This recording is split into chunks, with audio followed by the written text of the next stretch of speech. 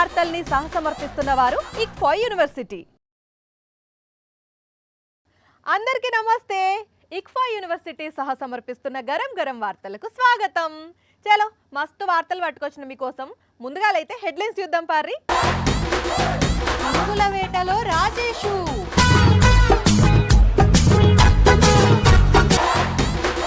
MP sir వంచిండు మందు బాటిల్లు, మస్తు ఖుషి అయినరు తాగినోళ్ళు. ఈమెకైనై 50 పెళ్లిళ్ళు, ఎట్లా నమ్మిండ్రో చేసుకున్నోళ్ళు. రోడ్డు మీద పడ్డది పెద్ద గొయ్యి, అండ్ల పడేరు స్పీడ్గా పోయి.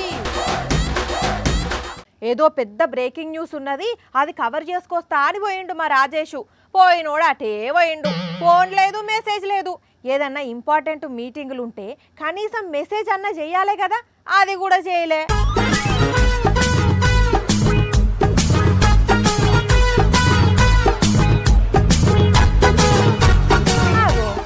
రాళ్ళు రప్పల్లో ఏమో ఎతుకుతున్నాడేంది, పాకెట్ మనీకి పనికొస్తాయని పార్ట్ టైం కింద చేరుకుంటున్నాడు. అయ్యేంది ఓర్ వారి ఒక్కటన్నా దొరికితే మంచిగుండు. సంచులు వేసుకోపోయినామంటే సంచుల పైసలు మన కాయిదాలు కాదు కప్పలు పడుతున్నట్టున్నావు. ఓ కప్పమొక పోడా, ఏం చేస్తున్నావాడా? వచ్చినావా కరెక్ట్ టైంకి వచ్చి ప్లాన్ అంతా చెడగొడతావు. ప్లాన్ ఏంది, పురుగేంది, అసలు ఏం చేస్తున్నావు నువ్వు అక్కడ? ఆఫీస్ కు రావా?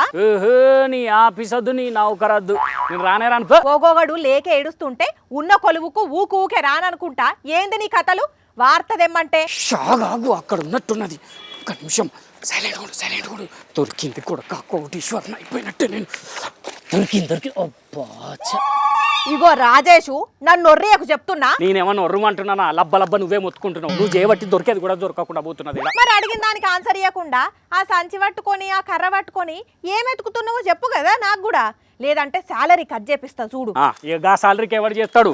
ఒక్క పురుగు దొరికిందంటే చాలు, నెలకు లైఫ్ సెటిల్ అవుతుంది. నీకు తెలియదు, ఆగు నన్ను ఎత్తుక్కొని. పురుగులు పురుగేంది? పురుగని తీసి పడేయకు. ఒక్క పురుగు దొరికిందంటే పంట వండినట్టే. నీకు తెలియదు. ఏం పురుగు? చూపిస్తుండు. ఇగో ఇదే ఆ పురుగు. ఇదేందో ఎరికేనా? తెలుసు, పేడ పురుగు. అట్లాంటిదే, కాకపోతే దీన్ని స్టాక్ బీటీలు అంటారు. అంటే నువ్వు అప్పటి నుండి ఎత్తుకుతున్నది గా పురుగులనా? ఎస్. దొరుకు. ఇంత బతికి ఇంటని కల చచ్చినట్టు లాస్ట్ కు పురుగులు, దోమలు, కప్పలు పట్టుకుంటున్నావా? హలో, పురుగని తీసి పడేయకు. దాని ధర ఎంతో తెలిస్తే షాక్ అవుతావు తెలుసా? పురుగుకి ధర కూడా ఉన్నదా? ఎంత? ఒక్క పురుగు విలువ 75 లక్షలు. ఏంది 75 లక్షలా? మరి ఏందనుకుంటున్నావు? అందుకే ఎత్తుకుతున్నా అప్పటి నుంచి. నీకేదో పురుగు గుట్టినట్టున్నది, అందుకే పిచ్చి చేస్తున్నావు. లేకుంటే పురుగులను ఎవడన్నా లక్షలు పెట్టి కొంటాడా? నీకు తెలియదు, చెప్తే అర్థం కాదు. పురుగుని పట్టుకొని ఈ సంచిలా ఇగో డబ్బా తెచ్చిన.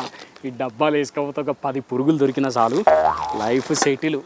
నిన్ను పనిలో పెట్టుకుంటే కావాలంటే నా ఇంట్లోనే. కొడితే పేడ పురుగు లెక్క రాలిపోతావు. ఓవర్ యాక్షన్ చేయకుండా పురుగు పంచాది ఏందో చెప్పు. పురుగు మస్తు లక్కీదట. ఇది ఎవ్వరి దగ్గర ఉంటే వాళ్ళకు అదృష్టం పరిచయం పట్టినట్టు పడుతుందట. రాత్రికి రాత్రే మస్తు ధనవంతులు అవుతారట. ఏ పురుగు మొక్కపోటు చెప్పిండి ముచ్చట? ఇది చాలా అరుదైన పురుగట. మందుల తయారీలో కూడా వాడతారట. లండన్ నేచురల్ హిస్టరీ మ్యూజియం వాళ్ళు చెప్పారు. ఇక్కడ దొరికినా కానీ 75 లక్షల సొంతం అయితే. వాళ్ళెవలో చెప్పిండ్లని నువ్వు ఇప్పుడు ఆ పురుగులు దొరకబట్టి లక్షలు సంపాదిద్దామని పోయినావా? జాగ్రత్త, అసలే వానకాలం. పోయి గా రాళ్ళల్లో ఎత్తుకుతున్నావు, చూసుకోజరా.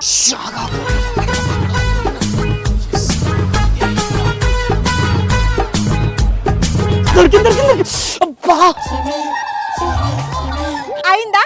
బాగా అయ్యిందా? వద్దంటినవా? ఏం గుట్టిందో ఏం పాడోపో. నొప్పి భరించలేకపోతున్నా దేవుడా. అర్జెంటుగా తవ్వకనకు పోవాలి. ఒకటి చేయవద్దు, ఇంకోటి అయింది. ఫోన్ అయినా పో, మంచిగా చూపెట్టుకో డాక్టర్కు. గాలికి పోయేటి అన్ని తలిగించుకుంటావు ఎప్పుడు చూసినా. కానీ మన దగ్గరనే అనుకుంటే విదేశాల్లో కూడా గిట్లాంటి నమ్మకాలు ఎక్కువనే ఉన్నట్టున్నాయి కదా.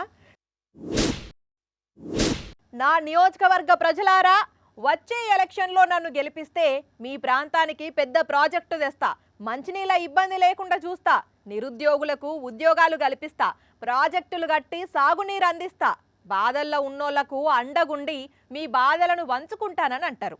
గెలిచినాక చాలా మంది ఇదే చేస్తారు కదా. కానీ ఈడ మాత్రం ఒక లీడరు ఏం చేసిండంటే, ఓటేసినా వేయకున్నా చిక్బల్లాపూర్ నియోజకవర్గం అయితే యాలో చిల్లు అవుతారు. అట్లా వేసిండు కర్ణాటక పువ్వు పార్టీ ఎంపీ సుధాకర్ గారు. మొన్నటి పార్లమెంట్ ఎన్నికల్లో ఫుల్ మెజార్టీ వచ్చి పువ్వును పరిమళింపజేసిర్రు, నన్ను గెలిపించిర్రు. ఓటరు దేవుళ్ళైన మిమ్మల్ని ఎందుకు చిన్న చూపు చూస్తారని పెద్ద గ్రౌండ్ లా మందు దూకనం పెట్టి కోటరు అడిగిన వాళ్ళకు కోటరు, ఫుల్ బాటిల్ అడిగిన వాళ్ళకు ఫుల్ బాటిల్, బీరు తాగేటోళ్ళకు బీర్ ఇచ్చి అందరిని ఇట్లా మస్తు ఖుషి చేసిండు.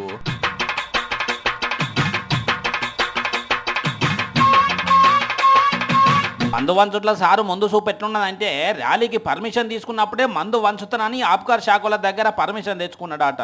ఇక మందు బాటిల్ ఇచ్చుడుతోనే కొందరు ఆన్నే దాగి దండాలయ్యా మాతోనే మీరు ఉండాలయ్యా అని పాట పాడితే ఇంకొందరేమో ఆడదాన్నే తిరిగి కేసులు ఎత్తుకపోయారు. ఇట్లా నియోజకవర్గం మొత్తంలో తాగి పెద్ద పండుగ లెక్కనే అయింది.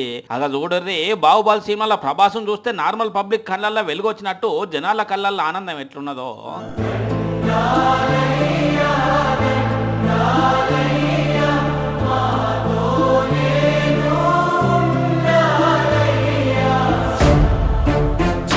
ఇక మందు వీళ్ళు తాగితే కిక్కు కాంగ్రెస్ వాళ్ళకి వచ్చినట్టున్నది. అందుకే కాంగ్రెస్ పార్టీలు ఒంటి కాలు మీద లేచి పువ్వు పాటోళ్ళ మీద గరం అవుతున్నారు. వీళ్ళకు మందు తాగిచ్చుడు తప్పితే ఇంకో పని ఉండదు. ఇదేనా జనాలకు మీరు ఇచ్చే మెసేజ్ అనుకుంటా సొరుకలు పెడితే తాగిన కార్యకర్తలు మాత్రం మా సుధాకర్ అన్న దేవుడు ఇంత బ్రహ్మాండమైన దావత్ ఎవ్వరు ఇవ్వలేదని అనుకొచ్చిర్రు. కానీ చిక్కాన్ తిక్కనే వచ్చి పడ్డది పోన్రి. ఎందుకని అంటే ఓట్లు వేసిన వాళ్ళు అందరూ వాళ్ళ ఎంపీ దగ్గరికి పోయి అగో పలాని కాడ పలాని ఎంపీ అందరికి తాగిచ్చిండ్రట, మీరెందుకు తాగియ్యారని అందరు పోతే ఏందన్నట్టు పరిస్థితి. ఏందో ఏమో పో. డీజే టిల్లు సినిమా చూసిండ్రా? అందులో రాధిక క్యారెక్టర్ తెలుసు కదా. అంతకు మించిన క్యారెక్టర్ ఆర్టిస్టును ఇప్పుడు ఒక ఆమెను చూపిస్తున్నాం. మరి ఆమె పర్ఫార్మెన్సు పనితనం ఏందో తెలుసుకున్న తర్వాత మాత్రం పరేషాన్ కాకుండ్రి. ఎందుకంటే లిల్లీ కంటే కూడా ఈమెదో పెద్ద లొల్లి. ఆ పిల్ల దొరుకుతలేదని నాకు నిద్ర పడతలేదు, ఆకలి అయితలేదు నాకు. ఇంకో పిల్ల దొరుకుతలేదన్న బాధతోని ఆకలేయని నిద్ర పట్టని ఇటువంటి టిల్లు గల్ల కోసం గల్లీన బైనాక్లర్లు పట్టుకొని ఎతికి మరీ ఎంట నడుస్తున్నది ఇంకో ఈ సంధ్య. మీరందరూ కూడా ఒక రాధిక ఇన్స్టిట్యూట్ ఆఫ్ టెక్నాలజీలో స్టూడెంట్స్. మీరు ఆ కాలేజీ ఉండదు, అది ఆడేనో గుట్ట మీద ఉంటుంది. అది ఆ గుట్ట మీద లైన్గా రాధికాలందరి నుంచి ఇట్లా బైనాక్లర్స్ తీసుకుని చూస్తుంటారు. టిల్లు లాంటి లప్పగా లేడున్నారు, ఓ నవలాగా చేద్దామని చెప్పి. ఈమె పేరు సంధ్య కావచ్చు కానీ టిల్లు భాషలో చెప్పాలంటే ఈమె పెద్ద రాధిక ఇన్స్టిట్యూట్ ఆఫ్ టెక్నాలజీకి చెందినామే. కాకపోతే ఈమె రాధిక ఇన్స్టిట్యూట్ లో స్టూడెంట్ కాదు, ఏకంగా ప్రిన్సిపాలే. అందుకే ఇప్పటి వరకు ఒక్కరిని కాదు ఇద్దరిని కాదు బాయ్ 50 మందిని లైన్లో పెట్టి లవ్ చేసి లగ్గం చేసుకున్నదట.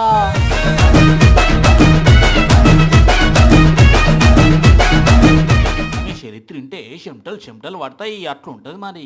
తమిళనాడు రాష్ట్రం తిరువూరు. ఈమె టార్గెట్ వరుస పెళ్లిళ్ళేనాట. ఒకరితోనే పెళ్ళయిందంటే వారమో నెల ఇంట్లుండు, బంగారం డబ్బులు పట్టుకొని ఓవుడు. ఇదే కథ. కొంతమందిని అయితే ఫస్ట్ నైట్ నే లాస్ట్ నైట్ గా చేసి ఉన్న కాడికి సర్దకపోయిందట. ఏమో లిస్ట్ లో పెద్దోళ్ళు ఉన్నారు. మళ్ళా ఓ డిఎస్పీ ఓ ఎస్పీ కూడా బలైనరు. ఇక ఇప్పుడు ఆన్లైన్ లో చూసి మళ్ళోకైనా లగ్గం చేసుకుంటే ఇప్పుడు కూడా ఇట్లనే చేద్దామని చూస్తే ఆయన దొరకబట్టి పోలీసులకు అప్ప చెప్తే ఈమె గారి 50 పెళ్లిలో భాగవతం బయట పడ్డది.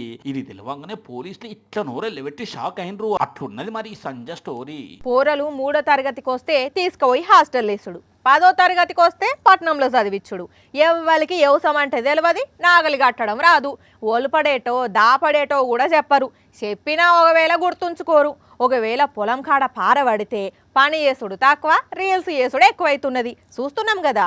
అయితే ఈడ మాత్రం ఒక చెల్లె పెద్ద రైతన్నలకు ధీటుగా వ్యవసాయం చేస్తున్నది. వారెవ్వా చూసినారులా చెల్ల వ్యవసాయం.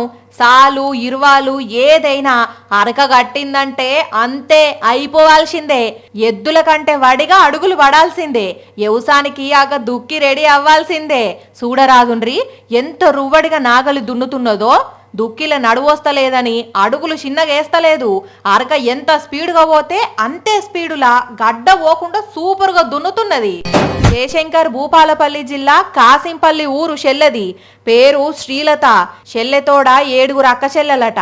అయితే అందరూ లేడీస్ అయ్యేసరికి తండ్రికి వ్యవసాయంలో హెల్ప్ చేసేటోళ్ళు లేకుండేసరికి నాయనా నీకు తోడుగా నేనున్నా, మగపిల్లగాని కంటే ఎక్కువ పని చేస్తానని నాయనకు ఇంకో పని అప్పచెప్పి చెల్లె విత్తనాలకు నాగలి దున్నుడు దగ్గర నుంచి షురూ చేస్తే బురద పొలం కూడా దున్నుతున్నది. ఎంతో మందికి ఆదర్శంగా నిలుస్తున్నది. కానీ చెల్లె శ్రీలత గ్రేట్లే. మామూలుగా ఈ ఏజ్ ఉన్న అమ్మాయిలు పోతే కాలేజీకి లేకుంటే ఎటన్నా దూరంగా పోయి కొలువు చేసుకుంటారు. అసొంటిది ఇంటి దగ్గర వ్యవసాయం చేస్తూ తల్లిదండ్రులకు అండగా ఉంటూ నాగలి దున్నరాని మగపిల్లలకు ఛాలెంజ్ ఇసురుతున్నదంటే నిజంగా నువ్వు గ్రేట్ రాశెల్లే. ఇట్లనే పని చేసి నాయనకు తిప్పల లేకుండా చూడు, సరేనా? ఏం వానలో ఏం కాలమో అర్థం కాకుండా ఇందుల్లా జూలై నెల దగ్గర సగానికి వచ్చినా ఇంకా గట్టిగా పెద్ద వాన పడలేదు, చెరువులు నిండలేదు. చూసేటందుకు మబ్బులేమో అబ్బా ఇక ఇవాళ మస్తు వాన అన్నట్టు పడుతున్నాయి. ఆఖరికి తుంపర శినుకులే పడిపోతున్నాయి. ఇక ఇప్పటికైనా వానదేవుడా మాపై జాలి చూపెట్టి కుండపోత వానలు గురిపియమని అమ్మలక్కలు ఇగో ఇట్లా దేవుణ్ణి కొలిసిండ్రు.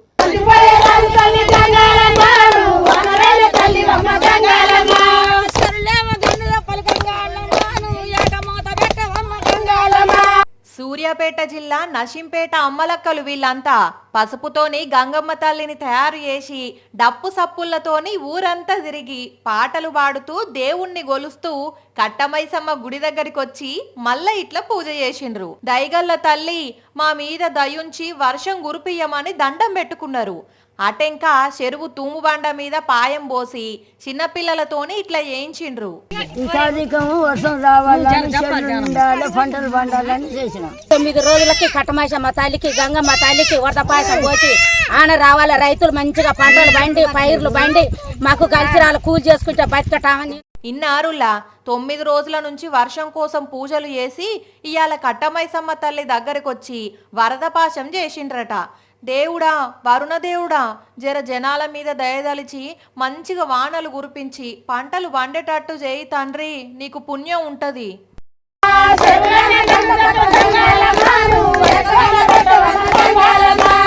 అది నల్లగొండ జిల్లా గట్టు మీద తండ. ఇక్కడున్న బడికి ట్రాన్స్ఫర్ మీద పంతులొచ్చిండు. పిల్లలకు చదువు చెప్పుదామని ఆఫీస్ రూమ్ నుంచి క్లాసులకు పోయిండు. అంతే, ఇంకేమున్నది, ఒక్కసారే షాక్. అసలు నేను అడుగుపెట్టింది క్లాస్లోనేనా లేకుంటే ఆఫీస్ రూమ్లోనే ఉన్నానా అని అనుకున్నాడు. అట్లనే ఆగిపోయిండు, ఆలోచనల పడ్డాడు. అరే క్లాసులకు పోతే ఆగిపోవడేందంజలి, షాకు గురవుడేంది అంటే సారే చెప్తాడు ఈనుండ్రి. అయితే ఇక్కడ అంతకుముందు పిల్లలు అనేది 0 ఉంది సార్. అది ఇంతకుముందు 2 ఉన్న టీచర్లలో ఒకరు 0 అనేది ఒకరికి ఇచ్చారు సార్. అది ఇక్కడ ఒకరు లేరు, నేను వచ్చిన సార్. ఇన్నారులా తమాషా ఎట్లున్నదో, బడున్నది గాని పిల్లలు లేరట. అంటే పిల్లలు లేని బడికి సారు గారిని ట్రాన్స్ఫర్ చేసిండ్రు అన్నట్టు. మరి వచ్చి మీరేమి చేసిండ్రు? ఈ పిల్లలు ఎవరు సారు? ఊర్లో మొత్తం చూస్తుంటే పరిస్థితి అంతా పిల్లలంతా ప్రైవేట్ స్కూల్ పోతారు సార్ వాళ్ళు. అయ్యో సారు ఎంత కష్టం వచ్చింది పోండ్రి. అర్థమైందానుల్లా, సార్ వచ్చేసరికి పిల్లలు లేకుంటే సారే ఊరంతా తిరిగి ప్రైవేట్ బడికి పోయిన పిల్లల అవ్వయ్యలతోని మాట్లాడి వీళ్ళను పట్టుకొచ్చిండట. మరి వీళ్ళెన్నో తరగతి పిల్లలు సారు? ఒకరు ఫస్ట్ క్లాస్, ఒకరు సెకండ్, ఒకరు ఫోర్త్, ఒకరు సార్. దేవుడా భగవంతుడా నారాయణ, పరిస్థితి మొత్తం అర్థమైందానుల్లా. ఇగో ఇది కథ. ఈ 3 పిల్లలు కూడా కష్టంగా బ్రతిలాడితే వచ్చిండ్రని చెప్పుతున్నాడు భద్రునాయక్ సారు. మరి పిల్లలు లేని దగ్గరికి ఆఫీసర్లు ఎందుకు ట్రాన్స్ఫర్ చేయించిండ్రో వాళ్ళకే తెలవాలి గాని, ఓ మంత్రులు పెద్ద ఆఫీసర్లు జరగి స్కూల్కు స్ట్రెంత్ను పెంచి సారుకు జర ముఖం తెలివి ఉండేటట్టు చూడుండ్రి సారు. చూడుండ్రి ఎంత బాధతోనున్నాడో. పైన పటారం లోన లోటారం అంటారు కదా, మన రాజకీయ నాయకులు కాంట్రాక్టర్లు కలిసి చేసే పనులు అట్లనే ఉంటాయి. గా బీహార్లా ఏదో పోటీ పెట్టినట్లే 15 రోజులల్లా 7 బ్రిడ్జీలు కూలిపోయినాయి. ఇప్పుడు ఉత్తరప్రదేశ్లో కూడా అట్లనే అయింది. కాకపోతే అక్కడ బ్రిడ్జీలు, ఇక్కడ రోడ్డు. మీరే చూడండి. రోడ్డుకేమో అయిందని అంటారు కదా, మరి ఆడ వీడియోలో చూస్తేనేమో చూడ చక్కని రోడ్డు అవుపడుతున్నది అనుకుంటున్నారు కదా. చూడండి, అటు దిక్కే చూడండి. అగో అగో అగో అబ్బర కొడుకా, చూస్తూనే నడి రోడ్డు మీద పెద్ద బుంగబడ్డదో చూసిండ్లా. ఆగో ఆ లొందల నుంచి నీళ్లు కూడా ఎగజిమ్ముతున్నాయి.